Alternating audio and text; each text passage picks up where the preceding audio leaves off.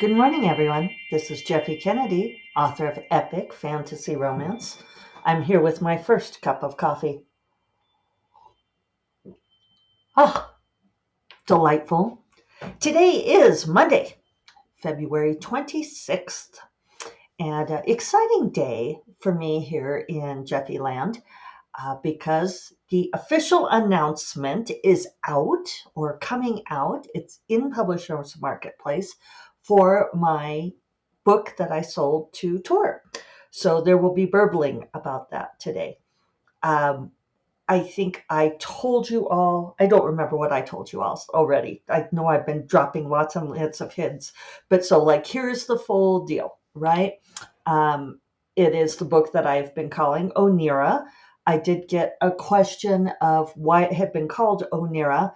That is the name of the protagonist. She is a sorceress and she is an Oniramancer, meaning that she does magic through dreams. And this is the book that I was partly inspired by Sandman.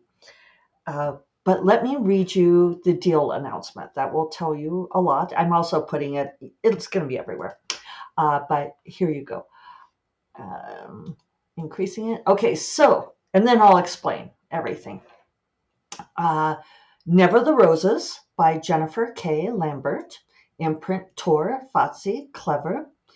Jeffy Kennedy, writing as Jennifer K. Lambert's Never the Roses, pitched as This Is How You Lose the Time War meets The Forgotten Beasts of Eld, in which the world's most powerful sorceress reflects on her atrocities in exile as she awaits her death. When she impulsively steals from her nemesis, they begin an unlikely correspondence. But when their warring kingdoms call for aid, they must choose between life, death, and love. To Ali Fisher at Tor in a six-figure deal in a preempt in a two-book deal for publication in summer 2025 by Sarah Younger at Nancy Yost Literary Agency World English. Rights also to Fazzi Italy by Roberta Oliva of Natoli Stefan and Oliva, and Clever Russian Federation by Julia Timchenko of the Van Leer Agency. Translation rights show Patenka at Nancy Yost Literary Agency. So, yay! It's so exciting. So, let me answer some questions. Just go through this. For those of you who don't know how deal announcements work, we did go back and forth with Agent Sarah. She puts it together, makes sure that editor Ali is good with everything. Then it gets submitted to Publishers Marketplace, who often does some minor tweaks also. And then they publish these. And this is a record of the reason the agent does it is because it's largely a record of agent sales. So, a common piece of advice to writers who are wanting to sell to traditional publishing is to look at Publishers Marketplace. You can get a subscription and you can see which agents are selling what kinds of books to what editors, exactly as in this deal announcement. So, category sci-fi fantasy has the deal report date, February 23rd. That was the date that Sarah submitted it. Never the Roses is the title we settled upon. It's a comes from a line in the book that was it was never about the roses. Ali suggested that title, and we all loved it. And it is by Jennifer K. Lambert. So this is my new pen name. Obviously, it is what we call a transparent pen name. In fact, the Publishers Marketplace thing says Jeffy Kennedy writing as Jennifer K. Lambert. So sometimes a pen name is presented as completely obscure. It is, you wouldn't have known. It would have been a debut novel by Jennifer K. Lambert, which I think I've told you folks before happens all the time.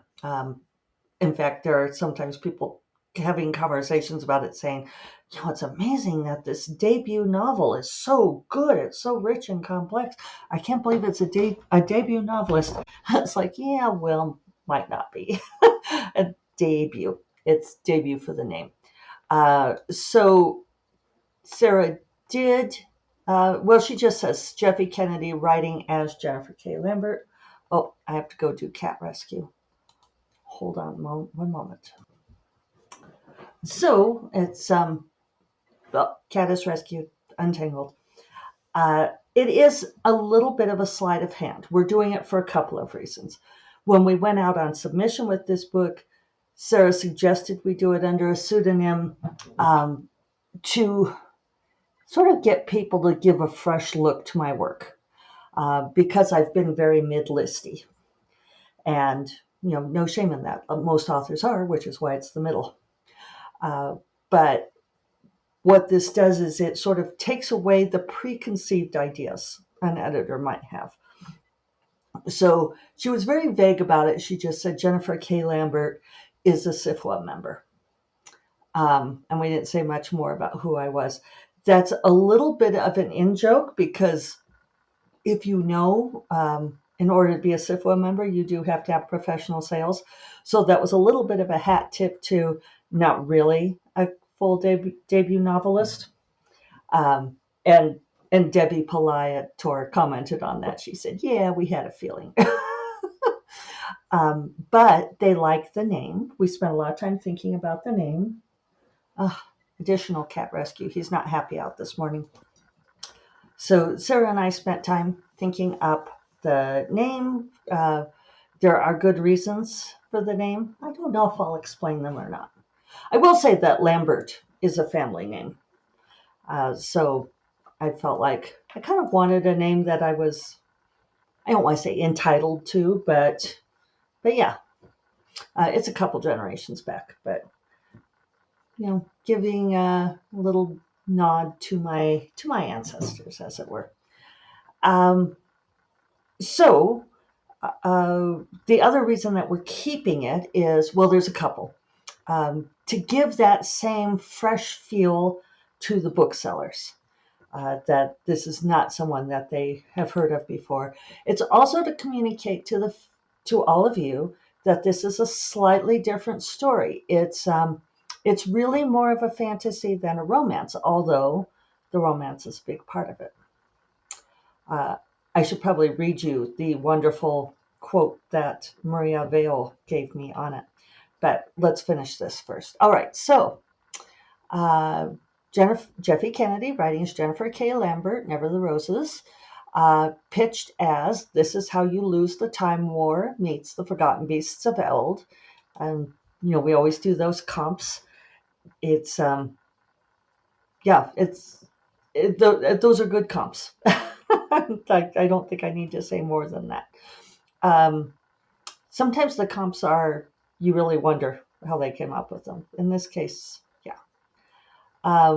in which the world's most powerful sorceress reflects on her atrocities in exile as she awaits her death. When she impulsively steals from her nemesis, they begin an unlikely correspondence. But when their warring kingdoms call for aid, they must choose between life, death, and love. All pretty self-explanatory. To Ali Fisher at Tor, executive editor at Tor. Ali's been great. She loves this book so much, and she's been amazing to work with. I already did revisions, and she had such great insights, making the book better. Six-figure deal in a preempt. A preempt means that there were several editors interested in the book, and we could have gone to auction. Auction is when there's a bunch of different people who want it, and just like any auction, they put out bids, and you kind of stoke the fires and hope to get more and more money. And this was on a Friday afternoon, and Ali wanted the book.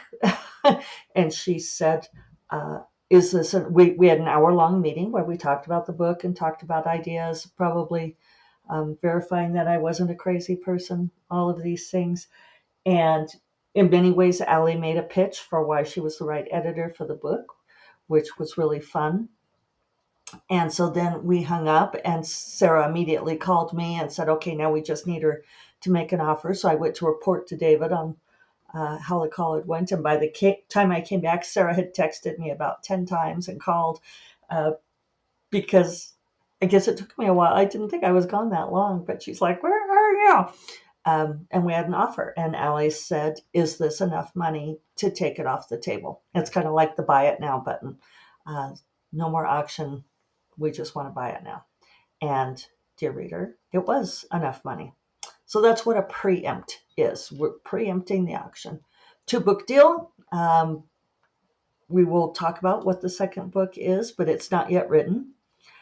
But that's really nice. Somebody was commenting to me, why are they seeing all two book deals these days instead of three book deals? I think there's a couple of reasons. The person who asked me, the author who asked me, said, is it because traditional publishing doesn't want to commit to three books? And I think that that's a piece of it. When you have a three book deal, you're really looking 3 years out, whereas a two book deal is more like 2 years out. And so it's a little bit, it whittles down the scope. But it's also a better deal for authors because less commitment for us, right? And I think because the market is changing rapidly these days, that gives both sides more room to maneuver. Also, this is great for me that it's a two book deal because it means it's the same amount of money, but spread over two books instead of over three. For publication in summer 2025, we have settled on a release date. It'll be August 5th, 2025, by Sarah Younger, my wonderful agent at Nancy Yost Literary Agency, World English. And so when it says World English, that means that they bought the English version of the book to be sold anywhere in the world. We kept the foreign rights, which is why there is an addition on this that we have already sold rights to Fazzi in Italy. I don't know if I'm saying these right, and Clever in Russia. And the translation rights are sold by our foreign rights agent at the Nancy Yost Literary Agency. Cheryl Patenka does that. So, and we're hoping more foreign rights are coming. So, and somebody had asked me, how does that work? So these are other publishers, a Italian publisher and a Russian publisher. So they are another publisher like Tor or Berkeley or, like what have you. And then they hire a translator to translate the book. And then they publish it and put their own cover on it and everything. It's just as if it's basically parallel to Tor bought this book and they're going to publish it. Fazzi bought the book and they're going to publish it. It's just that they're doing it in Italian. So, isn't that cool? Very exciting to have that out. I'm trying to think of things that I skipped over saying that I said I could explain later, and I can't think of what they were now. This is the disadvantage of me just talking to my own face instead of having you remind me or be able to ask me questions live. Yeah, so revision is done. Allie says she had looked it over and that it looked good. She said she loved what she saw so far, lots of O's and B's. So, and she thinks that our next phase will be copy edits. So what that means is that she's probably just suggesting line edits at this point. She's not asking for any more developmental or substantive changes. She didn't ask for a lot the first time. It was mostly deepening and expanding, which is like me. I'm always doing that on edits. So it's exciting to have this news out in the world. I was just looking at my other notes. A couple things. I watched the movie The Eternals, Marvel Universe. I think I mentioned that John Barr at Eastern New Mexico University, I think I mentioned it on Friday, had sent me a very interesting article about that movie being panned and how one of the actors in the movie had actually sought out therapy because he was so impacted by people saying terrible things about the movie that it affected him emotionally. And it's sort of in line with some of the things that I've been talking about, that we much as creators try to separate ourselves from our creations, it's not always that simple. And the thick skin metaphor just doesn't work for me. It's if you are creative, you are sensitive to the world, and you don't want a thick skin, right? When I think of someone with a thick skin, um, frankly, I think of like the MAGA types, like these crusty old white guys getting on the news and saying how America needs a dictator. I think of people who are incapable of compassion. I think of people who are so thick skulled they can't appreciate art. And maybe I should not sound so scathing about that. I'm wrapping it up into politics. I think sometimes people just don't have that ability. But that's what thick skinned is to me. Thick skinned is being so caught up inside of your own scaly hide that you're not able to um, be open to the world and be open to the experiences of other people. And as creatives, we are thin skinned. That's part of being a creative, sensitive human being. If we were not able to be compassionate about other people, we would have difficulty writing good characters, right? You can't write if you don't understand characters. And this is slightly tangential, but when we talk about someone with a thick skin, I mentioned last week that there was some brouhaha with RWA uh, promoting a workshop on using AI to plot your books.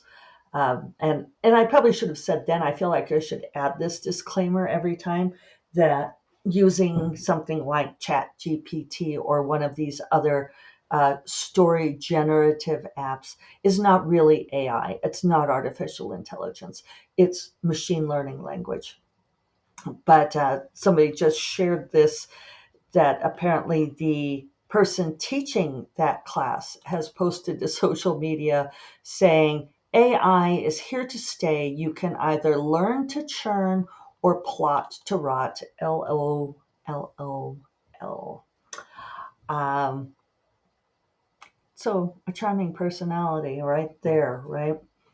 Um, yeah, that's what you want to do with your books. If you want to uh, churn out books, uh, you know, I'm not going to stop you, but that does seem like a thick-hided thing to say, right?